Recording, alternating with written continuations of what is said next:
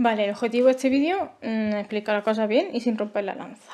Hola, ¿qué tal? Muy buenas a todos, soy Lynn de Kernel Panel Cosplay y vengo a explicaros cómo hice mi lanza de Kyoko de Madoka Magica. Sí, no lo rompo antes. Bueno, comentar que esta lanza la hice para un concurso, el de Fixzone 2021. Y bueno, no se llevó ningún premio, pero estoy bastante orgullosa de ella. Es mi primera vez imprimiendo en 3D, mi primera vez haciendo gemas en resina. Y bueno, mi primera vez para muchas cosas, la verdad. De hecho, bueno, está un poquito destrobeada, ahora os contaré por qué. Pero en general ha aguantado bastante bien la tralla.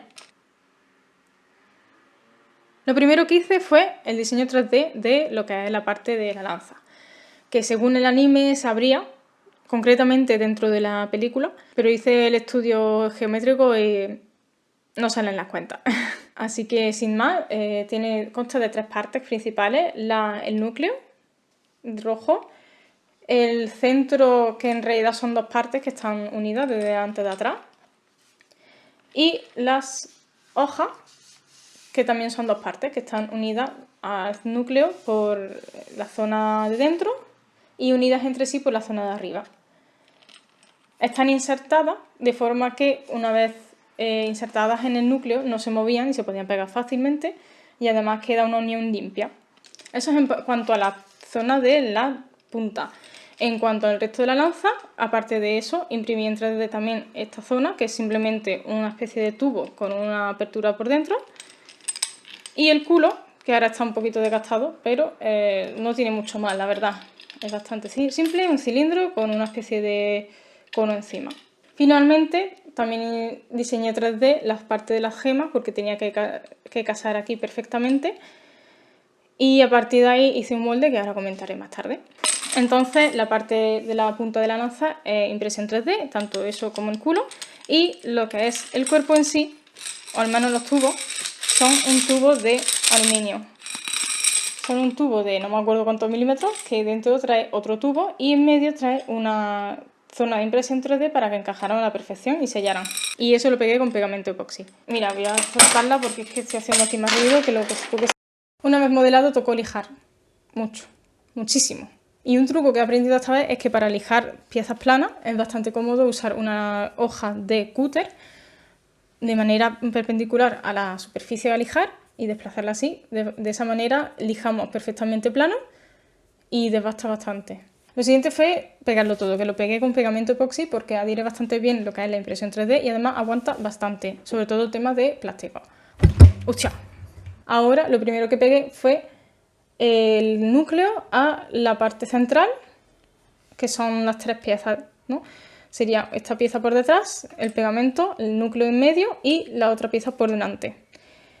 Una vez pegado esto, pegué lo que son las hojas y la parte esta, que es la de la unión, ¿no?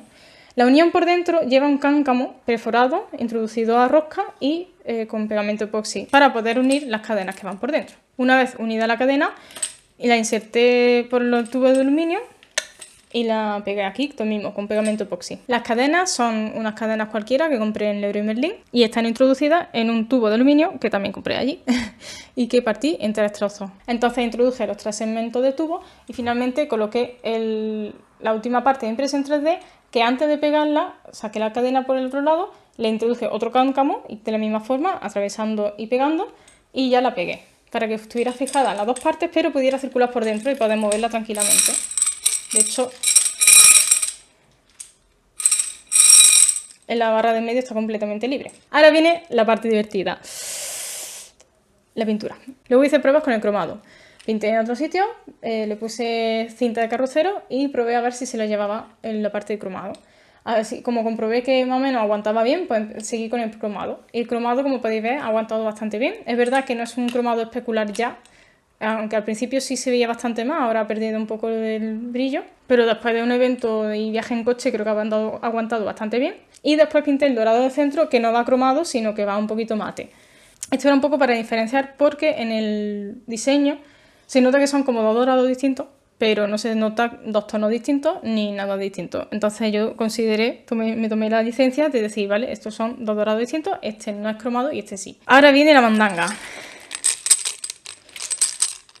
Esto sí que iba a ser un dorado especular, pero tuve muchos problemas con la pintura. Esta era una pintura que debía ser barnizada, pero cualquier barniz de todos los que probé, de un tipo y de otro, se la comía, porque la pintura no era acrílica, era pintura en spray, y otras pinturas, otros sprays que no fueran acrílicos, con su disolvente se la cargaban. Pero igualmente comprobé que incluso un barniz acrílico se la comía y se cargaba el cromado. Entonces, ¿qué hice? Le di una primera capa de esa pintura, luego le di una capa de barniz acrílico y finalmente le di otra capa de esa pintura para que se volviera a ver cromado. El problema fue cuando allí, al llegar, empezó a descascarillarse toda la pintura de todas las capas, tanto la del cromado segundo como la del acrílico y el cromado de abajo. Que yo sospecho que lo que ocurre es que lo que se ha levantado ha sido el acrílico y se ha llevado el dorado de abajo. Así que bueno, esta no es la mejor approach quizá para este tipo de pintura, pero en un futuro quiero mejorar y hacer decaparla y mejorar la pintura y funcione. Y el culo pues tiene la misma pintura que la parte del centro.